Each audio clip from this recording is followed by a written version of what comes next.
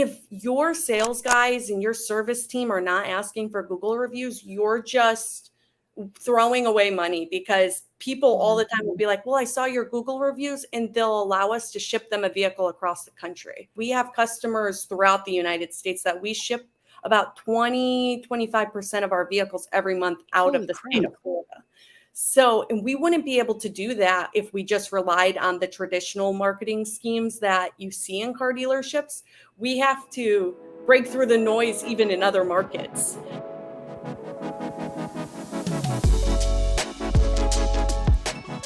In a world where every independent dealership is vying for, your attention, how does one cut through the noise to make a lasting impression? Today on Facts Not Feelings, we are diving into the art and the science of automotive marketing with the one and only Ashley DeBoer, Vice President and Partner at Mint Motors, which is one hell of a title. I'm all for this title, by the way. Girl power. I love it so much. She has mastered her craft in this area, and we're going to be exploring the dynamic strategies and the bold decision to elevating Mint Motors above the competition. So tune in to discover how authenticity and innovation and branding can revolutionize your business approach directly from the industry's frontline leader. Ashley, welcome into the show. Thank you so much for having me. It's really exciting to be here. And I do want to tell the quick story before I dive into the heart of the conversation here.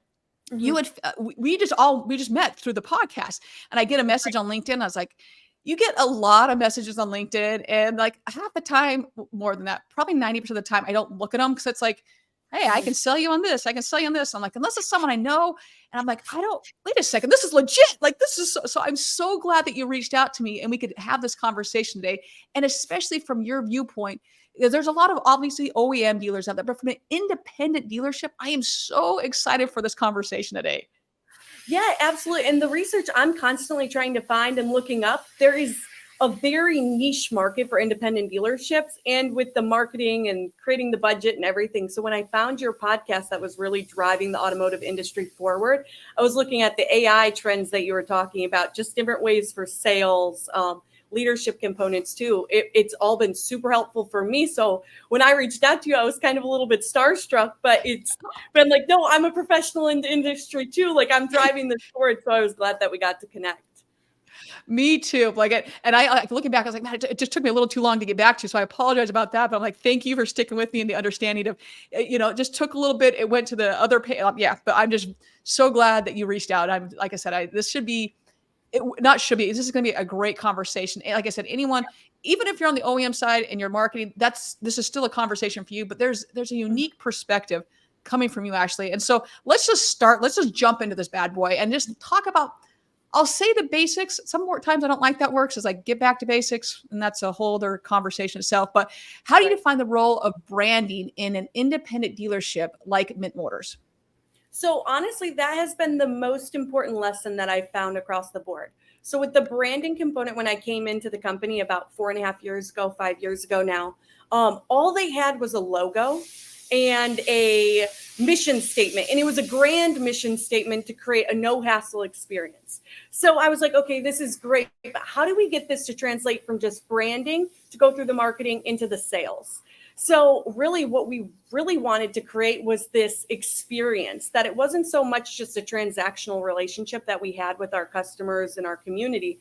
We wanted to take our brand and make it alive, basically, that they could feel that brand going through how we were marketing, listing our vehicles, how we service them. But then also when they got to our showroom, they saw that this isn't the typical independent dealership that's just throwing things on the front line and hoping they don't break down by the time they get to 41. So really taking that to heart and having this vision that we so heartedly believed in from a branding component, it made it a lot easier to build out all the different sectors of our business and really break through that noise and have a reputation that is exactly what our brand, the overarching picture, is to be. We want to be the best. We want to have a no hassle experience. We want to have customers who come to us again and again. But in order to get there, you actually have to have it go throughout the entire process. So it's looking at how you're marketing, how you're communicating, what kind of PR are you putting out there? So there's a lot of questions that you should be asking when you're looking at your brand. It's not just, this is the logo I'm going with, this is a good slogan. It's something that you can inspire, like a shared vision to achieve as an organization. And there's so many things to just unpack there for a hot second. That when you're an OEM dealer and you have a bunch of it's a word that drives me bonkers, but co-op money that you're trying to spend, and we're trying to do this, and it's like the world is your oyster. What do you want to use? Like what website provider do you want to use? Which chat? I mean, you have so many options to be able to narrow that down and be like, man, there's really I can do. It's almost like analysis by paralysis. Like there's so much information coming at you. And oddly enough, I was by the time this airs, this will not be the same date, but my birthday was this past weekend, and I had some friends in town, and we were at a Goose Island brewery, and there was just this incredible, I'll call it a logo, but it was like a family seal. It was so freaking cool.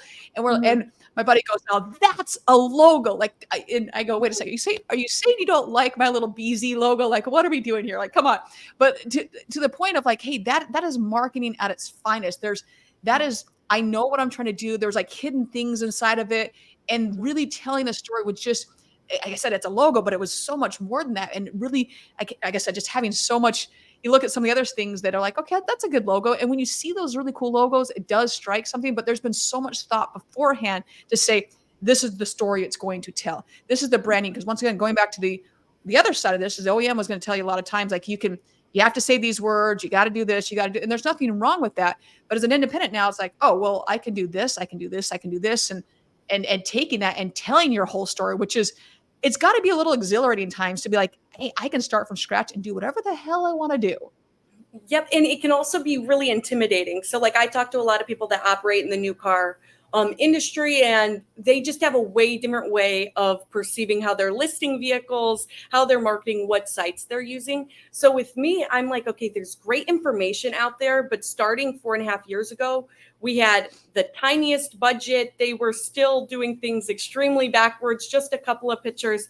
So when I came in, and it was now like, well, what do you want to do to really make this, turn it from a wholesale operation to an independent dealership? So there was a lot that I had to learn very, very quickly, but I learned that harnessing other people's skill sets, like I was a single person, I'm not going to be able to do all the SEO, all the Google research, all of that type of stuff. So I really just started leaning on different mentors and programs to like really learn those skills to then be able to be in this industry and be competitive too, because you're competing with somebody who has a much bigger budget than you. So how do you break through that noise? That's always been at the forefront of all our discussions. And we really think that the Google reviews and personalizing the independent dealership component has been super successful for us, because we're also selling we're selling the owner, we're selling our entire experience. So yes, we might not be an OEM, or we might not be a new car dealership, but we have to be able to give them a convincing enough story to really put their trust into us, that's all it is at the end of the day. You are so correct in all of that. It is, there's so much coming at you, like I said. And with that, to what you said as well, is that, man, it can be a little daunting, because not only do you have so many options, you do not have the same budget as the new car dealership. So I love that perspective there. And before we go to this next question, you and I were talking beforehand. I'm glad that you brought up, like, you've been in the industry for 4.5 years, correct? Mm-hmm. Yes. Perfect. And to come into that point of 2020, like that is being drinking from a fire hose, because it's been so volatile. How has that been? Before we go to the next question, I just want to, because there's a lot of people that watch the show that have been in the industry for a long time, but having that perspective as well, coming in at 2020 and taking over this role. Yeah. So January of 2020, I just moved back home from living on some islands in the Caribbean, come back home, and my stepdad has been in the industry forever and is like, hey, come work for me for a couple of months. Help me figure out, like, our data clerk is not really working out. Help me with like maybe some marketing, kind of give us some pointers, because I was getting my MBA at the time. And they were like, okay, come on in. So then March rolls around and everything shuts down. So our entire operation was to sell maybe 5 to 10 cars retail and then do 50 wholesale units. That was their Okay. business model prior to COVID. And then when that happened, everything shut down. We had these detailers that didn't have work. We had nothing, and we had to either turn on a switch to either stay viable or we need to shut our doors. So I really quickly had to figure out, well, what's our budget? What does it take to sell each car? How are we going to sell these cars? And how do we build up a reputation that we are a car dealership to compete in? We're in Southwest Florida, so there are so many car dealerships across the United States, but Southwest Florida primarily, it's just, especially in convertibles and just commercial vans. So we really decided to pick our niche to really focus on selling convertibles, and we turned on a new business model, and we really quickly saw the importance of doing Google reviews and getting reviews and asking for referrals. So we were really, this is either going to work or it's not going to work. So we had every incentive to make it happen, keep our employees happy. So there was basically only 3 of us at the time, and we've now turned it into a very large independent dealership that has customers again and again every day calling in. And a lot of that had to do from the almost like grassroots approach to getting customers, of like getting involved in our community, reaching out to people who have knew about us, and then also giving them a good service and the referral component. But then trying to figure out a pricing structure that actually works on third-party sites and email campaigns and all of that. I had no idea how to do any of that and figured it out. And I'm telling you, the biggest success that I've found is the email campaigns. Learning how to use a CRM tool super well, and then being able to keep all of our customers kind of separated into correct categories. Our email campaigns have given me the largest return on investment overall for my time, money.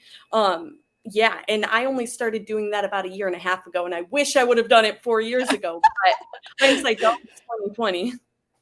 So you mentioned CRM there, and I that brings up another question, because once again, when you're on the news side, you have, like, we'll say 3 options. Like, you don't have a lot of options. Right. Being who you are in your space, once again, you got lots of options. So, and the data coming in, if it's like a Salesforce or a HubSpot, it's going to be a hell of a lot better, which means you can hook up MailChimp or Constant Contact, all these different things. They're just going to flow in so much better. So are you using like a Salesforce or a HubSpot? So we actually, about 3.5 years ago, we decided to go with eLead. Okay. So we went through the CDK, and that's really the only tool that we're using. And now that we are 3.5 years in, we were talking about this before, it is the last thing I want to change. I don't want to change my inventory system or my CRM tool. So we use that, but I've been able to kind of export and have more control over those leads by using like Constant Contact and MailChimp to then send out campaigns to them, which has been really beneficial because I'm able to stay in contact with just our business customers or just our previous customers. And it's been a very useful tool to actually be able to go back and kind of track when people are opening them. And then after the 5th email, they finally call in and they buy. So that's been a really cool tool for me to use, because we're never going to be the cheapest. Like, with all the noise that's going on, to break through in the automotive industry, we service our vehicles, detail them. We do all of that good stuff. So like, we are competing with somebody who might be selling a car for 15 grand. But really, with what we've put it through, it's at 20 grand. So on the third party sites, they don't come up. So I have to be more creative than that. I either have to be really good at Facebook, LinkedIn, email campaigns. So it's using those resources to break through the noise instead of just relying on third party sites. So the next question is kind of to piggyback off that, but because there are so many dealerships out there, and obviously you're dealing with a lot, and you've got to compete with all of them, like everybody, you're the OEM, everybody. So differentiation is so crucial. So on that note, what strategies are you implementing there to break through the noise and distinguish yourself away from that like super crowded marketplace? Like, especially like, you think third party, man, that's a big thing for you to like have to battle that. On top of everything else, you're battling third party. So what else are you doing to break through the noise? So yeah, really, a big thing that we're doing is spending the time taking the pictures of the vehicles.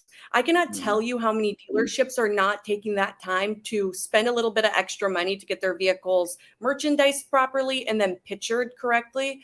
I have people who will watch just our website or just click on our stuff because it's the most appealing. And I'll even be picturing commercial vehicles like cargo vans, where it's like your kind of your standard or expectation for a van is relatively low. So when these guys who are business owners see something that doesn't look like it's going to break down when they drive it off the lot, they are a lot more willing to come in, visit us. They're more likely to do the test drives and purchase from us again and again. So that's been the biggest one to do the differentiation, and then branding across, like in all of my pictures, having good displays across the pictures, using really good color schemes. And then the Google reviews has probably been our biggest. When I talk about email campaigns being successful, we have almost 1,000 Google reviews at this point. When I started, there was 100. Wow.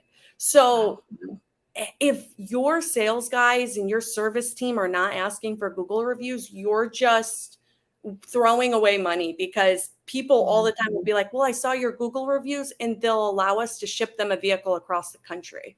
So Wow.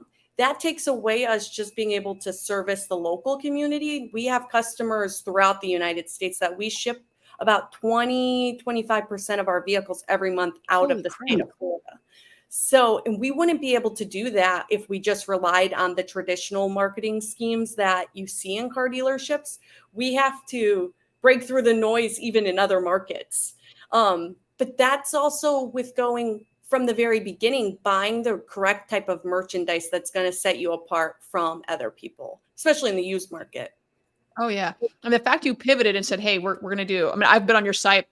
Right. They're very unique's a good, I guess, word I'd use, but it's not your, like you said, it's not your typical used car dealership or independent dealership. It is, you guys know your market. And then from there, like the Google reviews, like that is something that still drives me bonkers when I see, hey, maybe there are reviews, but you refuse to answer them, or you're letting a third party answer them. That's just a canned response, or whatever it may be. And that's good. That you are answering them. And it's good that you're asking for them. Understand when it's not personalized, when you don't respond, when you don't keep that Google business profile up to date, you are losing SEO rank, like local SEO. I mean, Google is very, very candid about this. That right there makes such a difference. And I have seen stores that from their service listing is outranking a Pep Boys. I've seen the sales that are. I mean, so there's, and same with the parts. Like there's on the sales side, once again, either manually ask for it, which I would say work smarter, not harder. Get something to ask for those reviews for you, and then keep them coming. But make sure. The other thing I see a lot with, and I don't know what the store. Do you have just one person answering reviews, or is it multiple people? So typically, the owner has been traditionally, but now that we Okay. kind of are a partnership and there's three of us now, we kind of have all taken.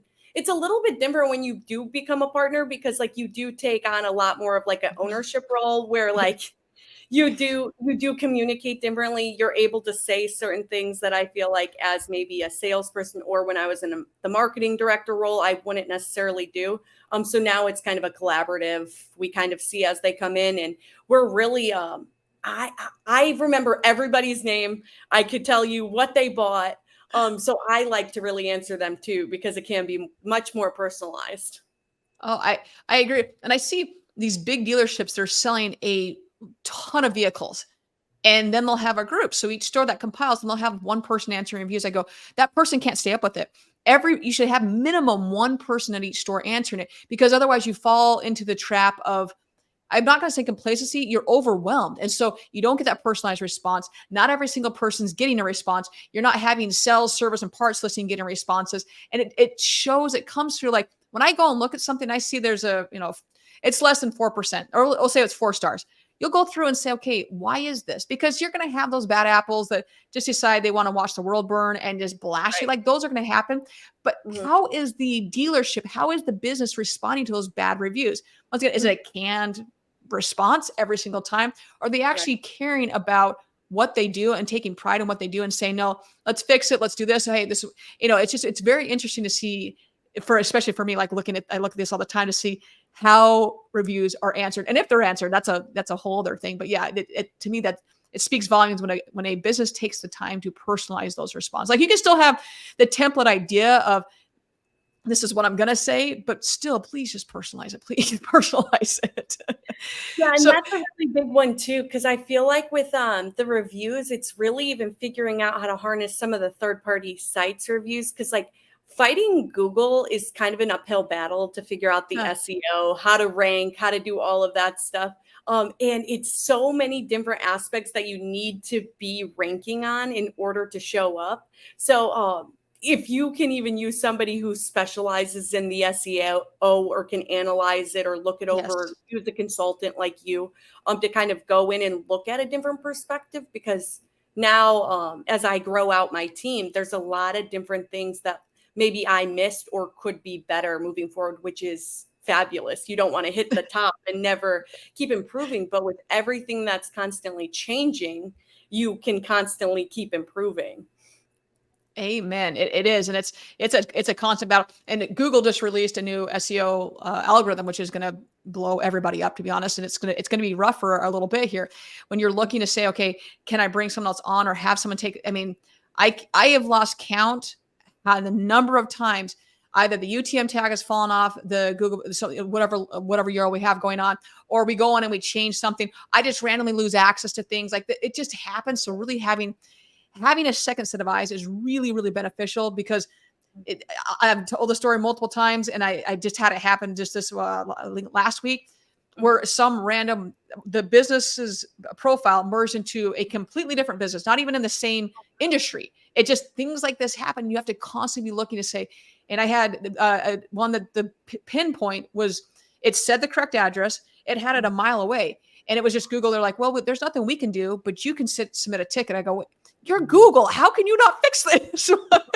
You just have to always be looking at that to say, hey, has something changed, to be looking at those. So you've done a really, really good job with finding your niche and knowing that, hey, this is where we want to go. My question is that how does that discovery shaped your marketing efforts? Yeah, honestly, once we really took the vision and the excitement from the owner when I came in, and then obviously everything was crashing down March of 2020 when it was time to really create the marketing strategy, but it was breaking it down to the very basics. Okay, this is what we have. These are our vehicles that we have. This is the market that we want to be going into. Where do we market them and how much money do we really have? So we only wanted to spend a certain amount per vehicle, but at the very beginning, we sometimes had to spend a little bit more while we grew our inventory. So we would be posting on Craigslist and Facebook and going back to like an older way of doing things that were really cost effective. So we learned how to be really good at Marketplace and really good at Craigslist, because that I kind of had somewhat control of how much we were spending. Because these third-party sites, they have sometimes a month-to-month, sometimes a yearly contract for what it is for you to have, say, 30 or 50 vehicles listed on Auto Trader or Cars.com. So I had to go through, kind of pick some of my best ones and kind of just say, we have to at least start showing up on these sites. If we're not even going to try, there's no point of even doing it. So I kind of went through, found the top 5, 6 third-party sites. We went on there. But now it's like even spending time, you spend a lot of time on LinkedIn. That it's trying to figure out how that space also relates to, we started doing convertibles, and then we started kind of switching over to commercial vehicles. And then we learned that we had to market differently to commercial vehicles. A lot of people were using Craigslist again when I kind of removed that budget from it. It's kind of funny going back to the very beginning, because I even used Craigslist as our campaign to sell vehicles out of state. I was like, okay, we're having a hard time reaching all the people in Southwest Florida. How are they going to find us? I started posting in like Chicago, St. Louis, and we would have people call in to us and they would ship the vehicle up to them. So it's being really creative. It's not about not having enough resources. It's not being resourceful enough. So if there's a will, there is a way. That I've found with it. But sometimes it's also our pricing strategy for some of this stuff. We had some of these vehicles listed extremely high that we bought in April of this past year, and that was no longer the market. The market dropped out between April and throughout this summer. That yes, we were buying vehicles for a certain price and selling them at a certain price, but that wasn't the market anymore. So it's Mhm. trying to be able to pivot as a company to also be able to, if we're not getting any leads on these vehicles, maybe that's not what the market is. It's not just what we paid for these vehicles, but it's what they're worth on the marketplace. We can hold inventory for 180 days and just say, oh my gosh, why is it not selling? Or we can get in the times, sell it, and refill the inventory with vehicles that are now at the correct price. So it's kind of knowing the risk benefit analysis of when to keep and when to sell and when to hold your profits and when to kind of turn your inventory, because aging inventory, it's just a cost. It gets stale. It's just kind of gets passed over. So it's also trying to incentivize those vehicles being purchased and not getting old. But yeah, from using strategies in third party sites, but also all of the social media that people aren't using social media to really hone in on the people and No. target. I've seen Facebook ads do really well for us, but not to try to get leads, but more for like the brand Mhm. awareness component. So then when they Yeah. are ready to buy vehicles, they think of us. Um, and then lastly was we also decided to spend more money during season down in Florida to do radio advertising. So you Okay. kind of think some things are outdated, or you kind of think, oh, we should spend everything on Google or we should spend everything to really get our search rank up. But our Google went crazy after we did a really good radio ad. And we had more people on our website than we had from any of our Google ads that we ran, any type of blogs I was putting out. The radio advertising was super beneficial. God, that's the thing. Like, I love hearing that because that is so often we jump. Hence the name of the facts. Not feeling. We feel that something's going to work. We feel this. I'm like, well, go look at the facts because I've told a story before where I was in a Cadillac store and they were spending. Again, this was like 2009, 2010, like that. And they were spending so much. They were spending an exorbitant amount on newspaper. And I just go, hey, I can't see the data on this. Is this working for you? And then when I saw that the median age was like 92, I was like, okay, yeah, it makes sense now. But really, the same thing goes with radio. I cannot tell you the number of times where I work with clients or have my friends that are spending a ton in radio, and it's Mhm. because it is so the ROI is off the charts for it. So really understand it. And then like during 2020, it was a little Mhm. different because people weren't driving as much. So We're they driving. backed it off a little bit, but understanding like that transition. So I'm loving to hear how you guys are constantly pivoting, you're staying current, you're staying relevant. And my question is going to be like just transition a little bit here is that could you share how this approach has influenced one of your most successful marketing campaigns? Yeah, we did. All of this has kind of brought us to, we're targeting more in the niche of business owners now, and we sell a lot of like cargo vans, transit vans, utility boxes, all that good stuff. And when we started to kind of pivot that way, I decided to create a radio campaign, kind of also match it with Facebook, and we did two contractors talking to each other and just kind of talking about the experience in the auto industry, how they've gone to a lot of big chains or they've had terrible experience or got screwed in purchasing a vehicle. And so we used that, and we used how then they were coming to Mint Motors, and we created an entire script and we kind of branded it throughout all of our marketing campaigns. So like even the email campaigns coupled with the radio, coupled with Facebook. That was our most beneficial and one of our busiest months that we've had, when we kind of created a storyline that people could be like, yeah, I have been to a car dealership and didn't get a good deal, or the vehicle broke down when I drove away. So we were trying to make light of, this is the reality for a lot of people. A lot of people come in to buy a vehicle with their guard up. They know Mhm. either they've had a bad experience or their parents have. And so now it's kind of like, yes, we know that's happened, but let's create a new narrative for that. And that's been kind of what we tell the storyline all the way through with all of our branding and marketing, is we address that up front. We say, you don't have to trust us. We're just used car salesmen. But it kind of breaks through and makes you kind of build connections with people, and they laugh. It's like, you guys are business owners. We're business owners. We're just trying to give you the best possible experience and the best vehicle. So it kind of helped bring our brand full circle when we did that campaign, because it was witty, it was funny, and it allowed people to really see our personality. Whereas before, you obviously have to be extremely professional with what you create and what you put out there. But if you're trying to compete with people who already do that, you have to have a differentiation that's associated with you. So like, we love to tell the story that we're family owned, we're a veteran owned dealership that isn't like the same one that's right down the street from us, or you're going to get a way different experience than you get at any of the new car dealerships down the street. So when we kind of had everybody buy into really our vision from the branding, the marketing, and sales, it's been super successful to move our sales forward and to move our business forward. And you're talking about differentiating here. And all I can think right now, I don't know if you caught the episode with Brian Ortega. He's with Valley High Toyota, and they do such a phenomenal job. Like, like people, we kind of just like wait for the next, I'll call it episode, but it's the next commercial that Brian's putting out. I was seeing something this morning online on LinkedIn, and it actually happens to be the same song that I have when you go. This show doesn't have it on the live show, the Furniss Fastlane that we do on Fridays at noon Central. There's a whole BZ Consultant, a little song that goes, and I'm like, wait, I know that song. Like, how do I know that song? He's like, oh, Brian, that's Nathan from BZ Consultants Group. That's who it is. He's like, Brooke, I did that 6 years ago. I go, well, I maybe I took it from you. I didn't, but he does such a phenomenal job of just having fun. Like, there's his content is one, it does it very well, but it's because it resonates. Like, you can poke fun at yourself. You can laugh at yourself. The outtakes are usually the best part, and everyone sees a very polished, incredible, Oscar-worthy performance by Brian and Toyota Todd. When it comes down to it, people don't understand the hours behind the scene of us screwing up the lines every single time. Like, I have more pictures of me like trying to do something. I'm like, F-bombs like crazy because I got it wrong again. And those are usually the best ones because like you're having fun. Like, and it, like you said, it takes the guard down and understands that, hey, we're all human at the end of the day. Like, let's just try to make it a better world and get you a car in the process.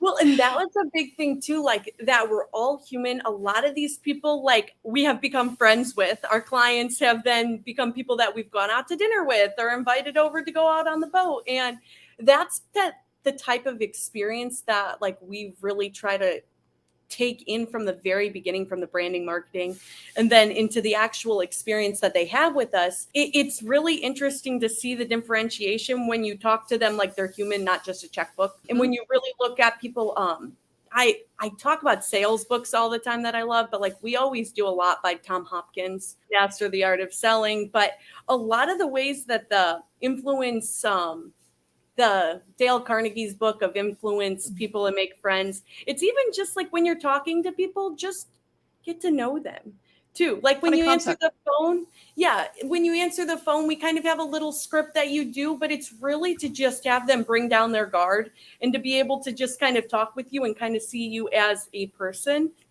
Too, because it's very interesting. My mom even worked with us for a period of time before. So we were definitely like all hands on deck family operation, especially at the beginning of the pandemic. So it was interesting to see because my mom has her doctorate. I'm working on my doctorate now. And like, it's kind of funny because I never expected to fall into the car industry. And now I never want to leave.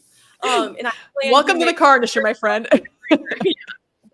So it's great to see the different perspectives, but it's them taking certain things that other people have done successful, applying it to your own, but then also creating the holes and the gaps in the knowledge that other people didn't really garner in order to make great change. So you can kind of see where those gaps are and you can then do better. So it's really interesting. It is. And it's always, there's so many people, myself included, that literally fell into the industry. Like my background is the medical field and I ended up in automotive and we're going on 14, 15 years of this. And I absolutely love it. The same thing, like it's such a good industry. And there are some incredible, my lifelong friends are in this industry. Like I've lost count. Like while I know a lot of people, the people that I hold close are all in the automotive industry. And if it wasn't for this industry, I wouldn't know these people and my life is forever better from knowing them. Like I hear about people that have gotten out of the industry, but I'm like, I don't know how you got out. Like, one, kudos, I guess, in that. But two, I was like, I don't know that I could. One, also, I have a sailor's mouth. So there's only a few places I could probably go with my mouth, let's be honest. I love it. And it's cool that your whole family was there. So we talked at the very beginning, like, hey, you have access to really anything you want. You're not strapped to say you have to have this product, this service, this blah, blah, blah. So when it comes to the technology and everything that you all do, how have you at Mint Motors taken that, harness that technology to enhance your marketing strategies, particularly compared to the larger franchise dealerships? Well, because the really big thing from the very beginning was when I would look at other people's websites and the vehicles that they were posting, I said, I don't know a lot about the car industry, but I wouldn't want to buy that car that has a blurry picture and it's like three pictures and I don't know what's going on. So I said, let's start there. Let's start at getting a nice camera. I've even used my iPhone for certain things. And let's just start taking pictures that show all the components of it, that have nice lighting. We're in Florida. Let's go take it and let's have a background that's palm trees. Let's do some Not things snow. right, exactly. So people, especially up in the Midwest, they would call down to us when it would start to get close to summertime, and they'd say, oh, like the blue sky and the palm trees, and you're kind of setting the stage for them to feel the emotions that you want them to feel. It's exciting. A lot of purchases are, we say facts, not feelings here, but a lot of times people will buy vehicles based on emotions. So we all know the buyer's remorse and all that, but they're buying it. Sometimes they do their research, they find you, but then they're buying because they feel a connection to it. They want that vehicle, especially you're looking at a nice BMW or a Mercedes. They're excited to get that shipped up to them just in time for summer. So a big thing with that was like, let's figure out a way to evoke emotions through what we're posting online. And then we'll go from there and we'll try to find people as individuals. So I have to be most cost effective, but like, let's start on the things that have worked for many, many years. Craigslist, people have put stuff on Craigslist for many years. It's still part of my marketing budget. And then even with like Facebook, I was like, this allows me to post free content. Sometimes I'll boost the stuff. It gets me interacting with people who have maybe been on our page before or are in our area. And then another thing was we started spending time trying to build relationships within our community too, going to like the business development groups and trying to really put our name out there and build the relationships in order to build out that marketing strategy that then once we got a little bit more money and now I have a budget that I manage for my vehicles and I have my partnerships that work where I'm really trying to get a certain amount from Car Gurus every month or Carfax. But I'm trying to also analyze what are the best ones. Is it phone calls? Is it emails? Yada, yada. Obviously, the person that calls in or shows up at your showroom is going to be the best customer and deserves all of your time and recognition. And that's what I try to convey to the guys all the time and my employees is that the person that's standing in front of you or calling into our dealership, they're not calling in to buy a glass of milk. They're calling in to buy a vehicle or they're showing up to test drive a vehicle to buy a vehicle. So definitely kind of changing the mentality of making marketing really speak well to our sales and having a good sales process has made us even need less marketing, if that makes sense. Like our conversion rates are so high that then we don't need to spend as much money on the back end. We can be spending our time talking to our previous customers, creating workflow calls to be thanking them a year later, to be seeing if they want to trade in 2 years later. And just, it's now that it's been about 4.5 years, 4 years, it's really interesting to see how the workflows have changed because like now we have a much bigger clientele base that if we're not touching them or trying to talk to them and stay in front of them, we're going to lose them. So that's my biggest advice too, is once you have them, you've already paid to acquire that customer. Now, Thank you. Yes. Yes. It's anywhere from 5 to 10 times more to acquire a new customer. And yet you get bombarded in our industry with people saying that, hey, we've got the greatest tool to acquire customers. We don't have a problem acquiring customers. Like that's not the problem. The problem is keeping those customers. And right now in 2024, and we're going to see in 2025, that the loyalty, brand loyalty has just plummeted. So the fact that you're on the other direction just says that, hey, I'll use my friend Steven Apicella, his connected, disconnected here. We know that once they buy the car, that is just a small portion. I get it in our industry. We glamorize this. That's the end all be all. It's the service. It's the retention. It's what are we doing after that to understand where the customer is versus just like, oh, they stroked a check, we're good to go. No, do you really want to keep paying for that every single month? Like I don't want to be. I want to continue to make sure that my clients and my customers, that they're happy, that they're seen as a person and not a dollar sign and a number. Like when we've all been there, whether it's in our industry, another industry, you walk in and customer service is that's another one that's just not non-existent this year in our society. But when someone gives you that attention, that you feel heard, that people they understand you, like, man, I'll pay more for that every single time. Like, that's not a question. I'm going to pay more for that because it's so rare now to have that. It does, like, that, the ROI to keep that customer. There's no pro con to this. Like, there really isn't. It's all pro. It's 100%. And it's giving that attention and keeping them. It honestly, like, we just started back up our auto repair shop. And so, like, Nice. we had kind of one before, and then we're like, okay, now we're actually really going to do this. And Nice. that's going to be extremely important with, like, all of our fleet customers who have bought 8 to 10 vehicles from us. And it's like so important that then we provide really good customer service for them and that they're satisfied all throughout the entire way. And it even leaves opportunity to be able to have them trade in vehicles down the road, and then we buy them back and provide some more. It's really interesting to see because for a period of time, like, you have to find what that percentage is that people are willing to pay more for that experience.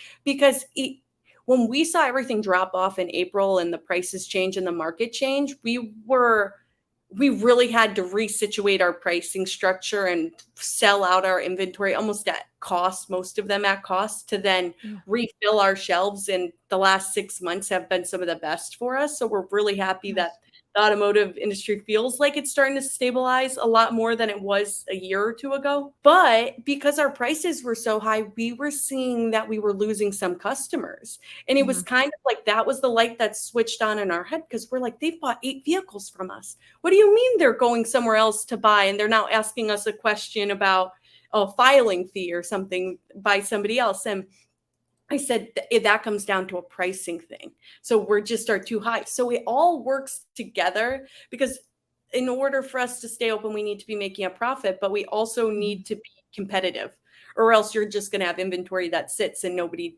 makes anything. So, and I want to applaud you all, because there are a lot of businesses out there that have forgotten that cars are metal. Like, they're just a piece of metal, and they get so attached to that piece of metal that it's, well, I bought it for this, so it's got to be worth that. Well, no, it's whatever the market bears is actually what it's worth. Like, that, whatever the customer is willing to pay for it, that is what it's worth. Now, profit is not a dirty word. We need profit in order to stay afloat and to run a business. There is definitely a line to say, okay, are we falling in love with this metal so much that we're just going to sit on it for 200 days, 250 days, and then you sell it for $1,000 profit, let's say, and you're like, oh, I'm like, no, you lost money. It has been sitting on your showroom floor, your floor plan for almost, we'll say, 3 months, and you think you made a profit? No, So I just applaud you all that you're like, hey, cut it, get out of here, sell it cost. Let's wipe this slate clean. That is taking the ego out of which is and it doesn't matter what business it is. That is not an easy task. So I applaud you all for doing that. Congratulations. we watched some in the industry literally close their doors because they couldn't take it. But we made that decision quick enough to be like, we have 40 vehicles in inventory. We own these way too high. We're getting our leads, but it's like a fraction compared to what they're worth. Because if the other people down the street are selling the same exact vehicle for $7,000 less, I don't care how great your pictures are. I don't care how many Google reviews you have. It's not worth that. So it's interesting because it's research intensive. It's knowing your market, but it's also providing an experience and providing marketing and we do virtual test drives and stuff on vehicles. It's just finding how can you provide more value to the customer, because they'll buy when the value exceeds the price every time. But it's how do you really create that, and what value is even your customer service and stuff worth when you're competing against somebody who might be selling it for $10,000 less. So it just required us to change a lot in the market, but it made me more proficient in my craft too. like I had to be more effective in marketing and get more creative, because you get complacent with marketing. You're like, okay, Mhm. this works. So I've posted this so many times, I've done this. But if you do that, you'll all of a sudden, then where are your leads? You're down that month on sales. So it's just never get complacent. Always be trying to do better on how you're spotlighting vehicles, what campaigns you're running, and maybe even trying out new sites that come up. Like we use this site called Convoy through like Work Trucks or something. And I had never heard of them. They're not car gurus, they're not Auto Trader. But it's also given us multiple leads over the last couple of months. So Nice. sometimes you got to try stuff and spend a little bit more money to be able to test out whether or not it works. Amen. And I meant to say this earlier, and we got caught up talking about everything else. And I just want to reemphasize that you have as well, that how insanely important photos are. I mean, that's one thing that I personally look at all the time to say, do you even have photos on your third party sites? Because you're going to sit there and go blast the third party site, and yet you only have 70% of you don't 70% of your vehicles have photos. That's it. And those are I'm Mhm. not saying those are good photos. That's just photos in general. But we all Right. know when we go and look at photos, we also know that I'm a massive sneakerhead. So if I go and look at something and it's a crap photo, I'm just Mhm. going to quickly scroll off. Like I want to be able to touch and feel and experience whatever that product is. And when it's your second biggest purchase, why are we chincing out on photos? Like, yes, Yep. they're expensive. So is the car. So Mhm. find a way to have the best photos possible, because it makes a massive there have been so many studies on the type of photos. If they're photos, there's more than X amount of photos, the video, all that. Once again, there's no pro con to this. It's if they're not good photos, your car is not even being seen. Especially, let's say you're Mhm. going up against Mint Motors and they've got just kick-ass photos and an 8x10 glossy of them. Why would I Right. want to go anywhere else? Because I'm going to get stuck right on yours. So I just want to make sure I just talked about that a little bit, because that is something that's a little bit Mhm. near and dear to my heart. So I want to talk about, get your little crystal ball out right now, and you're looking at the trends, you're looking at technologies. What are those two? Also, either of them. What do you anticipate will play a significant role in automotive marketing when you're looking at the future? Well, so obviously taking the photos has been a big thing, and there now are different opportunities to kind of like streamline that process too, and people who are actually specializing in that. So it's taking, you only have so much time as one person or as a team. So it's figuring out who can you pay and be most effective and productive with your time too. So sometimes it's worth subcontracting out. I personally do all of the photos, but also the other trends is using AI. I was at a point where I needed to hire an assistant, and I didn't hire an assistant and kept the money instead of hiring one, because I was figuring out how to use AI templates to be able to create YouTube scripts that we were using, to be able to create a baseline for workflows and all the things that were really, really tedious. I was able to kind of write what I was really trying to create and then be able to use AI in order to better that. And it's helped marketing, it's helped branding, it's helped even with the creativity component of it all, because sometimes I'll just type into AI and kind of hear back a response like, how would you take this? Would you experience this? What do you think this tone is? And asking those types of things. So I think if somebody who does marketing in this industry isn't figuring out how to be very proficient in AI, you probably are paying for too many people. um I don't want it to ever replace jobs. I think they'll just become specialized in other things. But I've spent so much time now trying to take classes and figuring out Google to use that, because I've never been able to outsmart Google. I never will be able to outsmart Google. But it's figuring out how to use the skills that Google is willing to show you to use, and then learning from the people who specialize in the SEO, who specialize in certain things that might not be the best to have in house. It may be better to have somebody who has a different lens, who's watching algorithm changes on Google, who are watching changes on what your organic search is producing, and knows how to also look through the analytics and be able to tell you what's working and what's not working. Without that, and I really think that the future is definitely going to take a lot of that, and make it even easier to purchase vehicles across the country. It already has. We've seen the Carvanas of the world. We've seen them do stuff really right. We've seen them do stuff really wrong. But I just think that the technology of how it's taking is your customer base is not just the people in your community anymore. It could be a nationwide thing. And if you seize that opportunity and use the technology of DocuSign and being able to fulfill those orders and get it to them quickly, I think that could make it way more proficient than just having the few thousand people around you. Yeah. And anytime we all go to the Amazon experience, we go to the Apple experience, Chick-fil-A, but all that when it comes to Amazon, like before we hit record here, Yeah. I go, oh, I just need to hurry and buy something. So I was able to get what I needed and pop off in less than 60 seconds. Like, we all want more time in our life. Like, we will all pay to have extra time in our life because you can't get more hours in the day. It's the fact I can quickly go on, get what I need, and then hop off. And then Amazon will serve me up and like, hey, you should probably buy this too. I probably will buy it. But I also know it's going to be here. I mean, the whole experience is, and I know that gets thrown around a lot, but there's a reason for it. It's going to be the first $1 trillion company. So there's a reason why it's working so well. And I know that I'm not always paying the cheapest for Amazon. Rarely am I paying the cheapest unless I'm doing like the subscribe and save. I'm rarely paying but I'm paying for that convenience. And the fact that when it comes to a car, like, I don't have to spend 7 hours at dealership. Like, I love our industry. Don't really want to be spending 7 hours to finalize paperwork because that does not sound fun at all. So having that ability to make the process better, to do obviously within the laws of your state, that's a whole other thing there, but understanding how can I make this experience better? If I can't do a wet signature, hey, we can 90% of it here, or just once again, turning the transparency and the keys to the car in essence over to the consumer that they can see, man, I can actually go through this. I can add my trade. I can add this. I can add this. But what I will caution with that is, if I order all my chai tea latte and I order it on Starbucks, and I get to Starbucks and Starbucks goes, you know what, you need to go stand back in line. But I already placed my entire order. So why do I need to do that? But yet we do that all the time with our digital retailing tools, because either that's the process, or we don't know we can do this, or we don't have a product that is up to our people and processes, not sure what the plural one is there, but really looking at that and say, are we making this experience and making this so much harder? The customer's just gonna be like, screw this. Like, I'll just go down the street. I'm gonna go to Mint Motors. They're gonna make my life a whole lot easier. So really looking at that and saying, where's the fall off? Because that's a whole other topic, but it's definitely something that keeps me up at night of the whole process situation on these tools to make them better.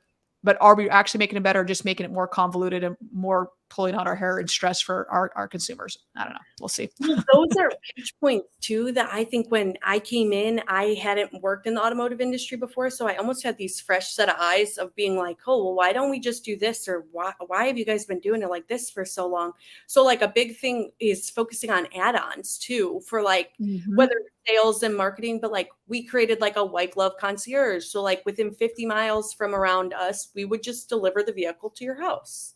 So you didn't have to come in. So like during COVID, the first 2 years, people did not want to come to a dealership. So you have to figure out how do I show videos of these vehicles? How do I do virtual test drives? How do I get it to them without them having to come in? How do we create a little bit of separation, but make them feel comfortable in spending thousands and thousands of dollars? So like if a company isn't really thinking of how can I market this and what can I add on to kind of solve those pinch points, you're missing out on a lot of money, a lot of opportunities. Because like people kept asking us, hey, can you install shelves and bulkheads in our vehicles before we buy them?